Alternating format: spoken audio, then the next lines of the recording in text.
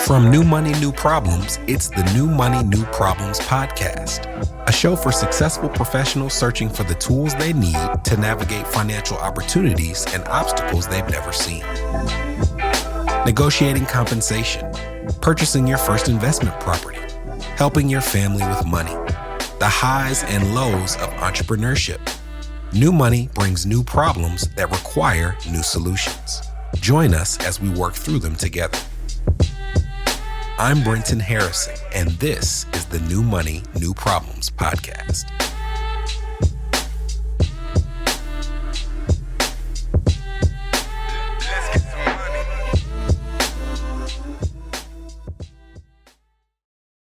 Hello. My name is Brenton Harrison. I am the host of the New Money, New Problems podcast, where we believe that new money leads to new problems that require new solutions, and we're here to work through them together. I am extremely excited to have as our first guest a person whose teachings and research were a big part of why we wanted to start this, and that is Dr. Paul Ted Klontz. So I want to read to you his bio and then a quick 10 to 15 second explainer as to how I came across him and why I wanted him to be our first guest.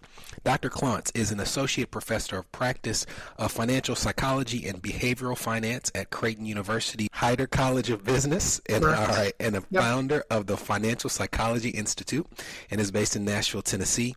He has a 40-plus year in a career in counseling, consulting, and advising that has included authoring, co-authoring, and or contributing to 5 financial psychology-related books, including Money Mammoth, Facilitating Financial Health, Wired for Wealth, The Financial Wisdom of Ebenezer Scrooge, and the subject of today's interview, Mind Over Money, Overcoming the Financial Disorders That Threaten Our Financial Health. And we will put a link to all of these titles in the show notes. I came across Dr. Klontz in my first year in financial services, and he was talking about many of the principles we're going to discuss today. Dr. Klontz, thank you for being here. I appreciate the opportunity. Thank you for asking me. Now, we talked briefly off stage, but I didn't get to your answer. Do you even remember talking at Innovative Financial Group's annual meeting in 2009 and seeing a young me in the audience, or do you at least remember the presentation? Yes, I do remember, actually, because I'm always excited to be able to speak to audiences different than the world that I come from. And the world is set up pretty well to work for people like me financially, and it's not set up to work so well for people who are not like me. And so to have Chinese people come and Japanese people and Netherlands and people of African American ancestry, Latino, the whole thing, it's all good. We can actually help people make a difference. And it's not just the people who already find it easy. That's such a great point, because a big reason, and I encourage you, and when you read the show notes, to check out this book, Mind Over Money, a big reason that it spoke to me is the presentation you gave was from the perspective of the hidden guilt, the hidden things that we bring with us into adulthood when it comes to how we deal with money. And some of it is not as simple as, oh, we didn't have it and now we do. So I'm very interested to know, what was it in your research that led to you even writing the book? Actually, 25 years ago, there was no field of financial psychology or behavioral finance. It did not exist. And actually, the whole field began when I began asking myself the question, why do I do what I do with money?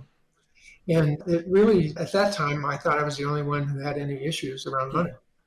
I found out later I wasn't the only one. And then we began doing our studies. And even though I came from a very poor environment, and that, I said to my wife one day, which really has initiated this whole field in a way, was, I think poor.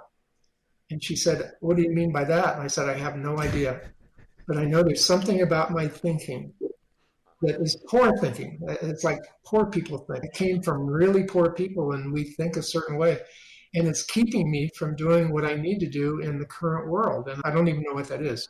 So that's where my interest began. And then the more I got involved in it, the more I realized how universal this is, because we're living in a world that has some opportunities that my father didn't have to worry about what to do with his money. He always owed everybody something. And so he had nothing to give, and he didn't have to worry about what people said about the kind of car he drove, because we all drove cars that barely ran. And in my years, I've gotten to understand there's rich thinking. There's all kinds of thinking that goes in, and that thinking really will determine our financial futures and that of our descendants, which is really an important thing, because our kids are watching. Even if we don't talk to them directly. Somebody said, do you think it's important to teach our kids about money? I said, you already are. Even if you don't say a word, they're watching. Yeah. They're watching exactly what you do. And they're making stuff up about how it works. It reminds me that in the book, one of the things that struck me was you saying that our mind does not like incomplete stories. And that even if we don't have the full story and the full context, we're going to make up whatever we need to complete that story. So as it pertains to money, can you tell me a bit about how the adolescent mind takes what they're seeing and forms stories about how they associate with money? The first point is kids' belief systems and attitudes and sense about money is pretty much formed by the time they're 7 or 8 years old. So a 17 or 18-year-old is just an extension of whatever they put together as a 7 or 8-year-old about how money works. And the environment is not determinate. I was just talking with a guy who has a ton of money. He's a young father. And he's already noticing the difference between a 6-year-old and his 8-year-old in terms of money. One is very conservative and saves everything, and the other one's looking at Lamborghinis and airplanes. And the father is like, well, what do I do with that? A lot of it has to do with what they already know by the time they're 7 years old. Here's what money is, kids. Here's what we do with it. We save some, we give some away, and we get some to spend. And that's what we do, and that's what mom and dad do, and that becomes the normal. So they become somewhat resistant to the mass media push to get their money, basically, separate them from their money. A study just came out of how the games for 4 to 6-year-olds are filled with attempts at actually managing behaviors to get them to buy things. They're already being programmed by innocuous games like ABC Animal. And if you watch carefully, there's to get this special access to this animal, then do this. And of course, in some of my classes, I asked my students for about, take 3 weeks. I want you to listen to every commercial on TV and find out how many of them are strictly save money messages. None. Not one. There's not one message that says the deal is save money. Now, people say save money if you buy this, or save money and invest it with us. So we can make money off your money. But there's no pure saving is important here. Yeah, the name of the podcast, New Money, New Problems, it tells you who we believe we're speaking to. A lot of the people that we come across that were the reason that we started this, it is because they are so far removed from the money environment that they grew up in that there's so many things going on emotionally. Like some of them feel guilty that they can do things that their parents can't do. Some of them are still spending money the way that their parents spent money. They have philosophies about it in terms of how it should be managed that don't really match up with what they're earning. For someone in that situation, that lack of comfort when their circumstances have really changed for the better, what is going on when that person is removed from that comfort zone in terms of their emotions? I think you nailed it, and that is guilt, right? So we're all born into a zone here of what's okay with money. People who have more than we do, we tend to disparage them. And people who have less than we do, we disparage them. So this is the environment where I come from, and suddenly I'm up here. And the people here, in order to maintain their belief system, start copying attitudes about me. So one way of trying to diminish that is I give away so they like me, right? So I don't lose my tribe. That we call it financial comfort zone, and I use this metaphor, understanding the ceiling's what's possible on the upside and the floor is what's possible on the downside, and we're born into that. And if we move out of that by good fortune or talent or whatever, and we move up here, it's terribly stressful. What will people think? What will my people think? And it doesn't matter who your people are, they're going to have feelings about this, and they typically are not going to be positive feelings if you don't behave in a certain way. I work with a lot of entertainers who came from nothing. Country music world, many of the entertainers come from nothing. And suddenly they're here. And typically what we see right now, we're beginning to meet with them right at the beginning saying, okay, here's what's going to happen. I always tell people who are financial professionals, you're not going to change this. And that thinking is, if it's born into them, 5, 6, 7, 8, you're not going to change that thinking unless you can convince them to totally deny their history, which is rare. Most people won't do that. So how can we build in safety things so that you stay safe and your children can take advantage of things that you didn't have the advantage of, at the same time honorably serve the people that you came from? It doesn't have to be black or white, one or the other. And when I first entered this field with financial planners, it was black or white. I want everybody to save $25 million in their music career. And I don't care what you think. But once we began, okay, so your family is really important to you, right? And your community is really important to you. That's why everybody in your crew is a brother, sister, uncle, aunt, cousin, whatever. The crew is your family. How can we take care of them and take care and what they care about and take care of you and what you say you want for your children and a good education or whatever it might be? We can do both, but people don't know that because they've never experienced that. It sounds like when you talk about that guilt, all those things, you can tell I've read your book many times. You're describing financial disorders. And I'm wondering, for those who haven't read the book, if you could give a preview of what some of those might be, and if you can, specifically, what you would expect from someone who was one of our listeners. You're in that scenario where you're earning more. What would be the name or even some of the characteristics of those disorders beyond guilt? I didn't have the final say so on the title of that book. I really don't like the word disorders because it sounds like there's something wrong with you, right? So when you were talking about the 16, 17, 18-year-old, one of the ways of thinking is financial worship. Like, I don't care what the question is. Money, more money, or all the money. That's the answer. And if it's I'm unhappy or my family's not doing very well or my family of origin, and it's like more money will fix that. And that's what we call money worship. We give money extraordinary power that it doesn't have. And the reason there's never enough money is because that's not what's going to fix what's going on, more money. The opposite side of that would be the money avoider. Like, they don't want to look, they don't want to talk. In the clientele that I have, many entertainers, they don't want to know anything. They don't want to know how much they make. They don't want to know how much they spend. They don't want to know where any of it goes. And you end up in some kind of distress, right? Just like the person who worships money. So those would be the two things that I would think would be the primary one. And then we get in, for the person who has money, we get into a couple other things too. And that is financial enabling. So what's the best way for me to help my granddaughter? Because I have money. What's the best way for me to use that money to help her? One way would be every time she calls, say yes. And this is really very common in the generation out of poverty, is the financial enabling. So I'll buy you a car, I'm going to buy you a house, or I'll provide the down payment, or whatever it is. And I often get calls from parents who go, my kid doesn't live in the real world. And I said, he lives in his real world. In his real world, there's a daddy and mommy who always bails him out. So he's living in his world. That's the only world he's known. So to him, that's not your real world, but it's his. And we're the ones who taught him how the world works. And so we have to go back and do some lessons. The flip side of that is the financially dependent, right?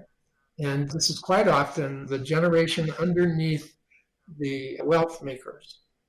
That the wealth makers cast such a huge shadow that offspring don't get any light. And all these things really we call them disorders as if it comes from the inside of the person, but it's really how the outside world has interacted with them around money.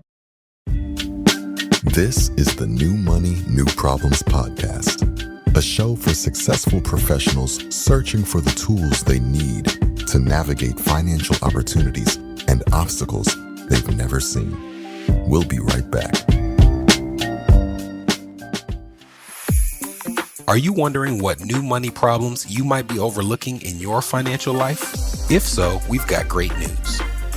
We've crafted the New Money, New Problems Gap Finder to identify potential weaknesses in your finances in areas ranging from budgeting, investments, insurance, and even the threat your extended family's finances could pose to your household.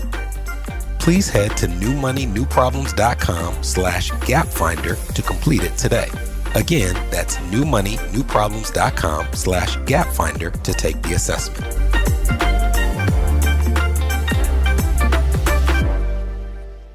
You're listening to the New Money, New Problems podcast. Subscribe now at newmoneynewproblems.com. Welcome back. When you are in a situation where your mind and your heart and all these forces are trying to keep you in your tribe, as you described it, what advice would you give to a young professional, a young family who is trying to fight that as best as they can and really take advantage of what's in front of them? To me, it's a simple thing. I would say, go find 5 people who would represent the success that you're looking at or the success you had, and you simply say, how do you make it okay to have more than the people that you came from? How do you justify that? And that's really what helped me out of my poor thinking, was I started talking to people who had more. And one of the rules of thumb is that you are about as successful financially as the 5 most successful people that you hang out with. People who have more think differently. Doesn't mean you have to adopt their thinking. It just means, how do they make it okay? And I promise you, you're going to come across a person with a value system that matches yours, that you see, wow, I could do even more of who I am. I could be even more effective. I could help even more people. And suddenly what you allowed yourself to make increases, because you're not changing. It's just what you can do that can change. Can I give you an example? My son, who's in this business with me, last year was having a dinner, like $450 for each, for his wife and him for dinner. He never did that, but he's sitting across from a guy and they're talking. And he asked this guy, who's a high performer, how much, if I came to you, how much would you expect to pay me? And the guy said, $40,000, $50,000. Now, the most my son had ever gotten is $7,500. He came back and immediately raised it to 30. And now he's booked into the hundreds of thousands of dollars in speaking. And it's just a different way of thinking. Now, how much a person who does what I do, how much should we be making? And it doesn't mean you have to adopt it. It just means you're listening. When you bring up fees, I cannot tell you, including myself, entrepreneurs or first generation entrepreneurs in terms of wealth of any race, creed, who feel such guilt in charging their value and have such a tough time assessing what their true value is. And this is something that I've struggled with even in setting my pricing, of feeling like, what are these people going to think of me if I even charge market rate, much less if I said, actually, I feel like I'm more credentialed or have more to offer than what the market has to offer. Oh my goodness, I see these people out at the grocery store. What are they going to think of me if I tell them that it's going to be X? When in reality, we should be trying to figure out, what does the market say I'm worth and what do I feel like I'm worth, regardless of what I feel the person who helped raise me would want to pay. Yeah, the only way that I know that to do that is to find people who charge more that I like and understand how they feel okay doing that. That's part of what I call poor thinking. You decide how much I'm worth. Right? If you say nothing, okay. I'm letting other people determine my value for me. And that's a learned thing. That comes from this poverty thinking, what I call poor thinking. If I start pushing against that, I start pushing back down. Who do I think I am, kind of thing. There's a larger world involved that we don't want people to have any idea of how much they're worth. Because the minute they start thinking they're okay, then there's a whole bunch of systems that are in trouble. Right? And they don't want trouble. Well, Dr. Klontz, this has been an extremely insightful conversation. I can't thank you enough. By the time people are listening to this, we'll have launched, but I reached out to you prior to launch and said I would be so honored if you would share some of your work as the initial guest. So I'm honored that you did it. I appreciate you, Dr. Ted Klontz. Ladies and gentlemen, thank you for listening.